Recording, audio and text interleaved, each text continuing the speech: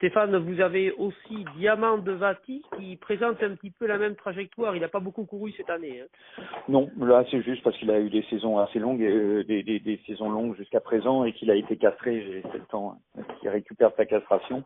Le cheval depuis sa castration est très différent. Il est beaucoup plus régulier qu'il n'a été avant d'être castré.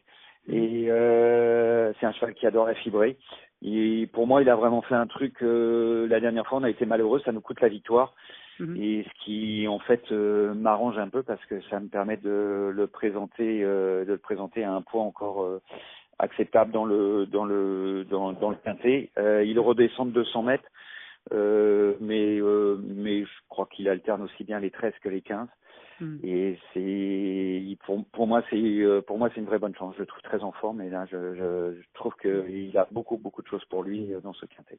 Il faudra juste qu'il ait de la chance cette fois-ci, comme c'est un peu, mais sur 1300 mètres, on est un peu moins tenu à le décontracter derrière comme on fait sur 1500 mètres.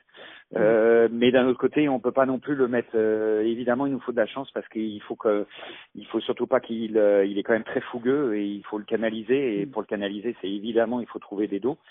Et donc, qui dit avoir un parcours caché, dit que évidemment il nous faut un peu de chance. Alors, on a moins besoin de le tenir dans les derniers que sur un 1500 mètres.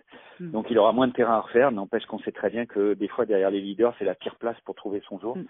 Et donc, il nous faudra, comme tous les chevaux attentistes, dans les quintets où les chevaux se tiennent de très près et sont nombreux, il va nous falloir un peu de chance dans le parcours, c'est évident.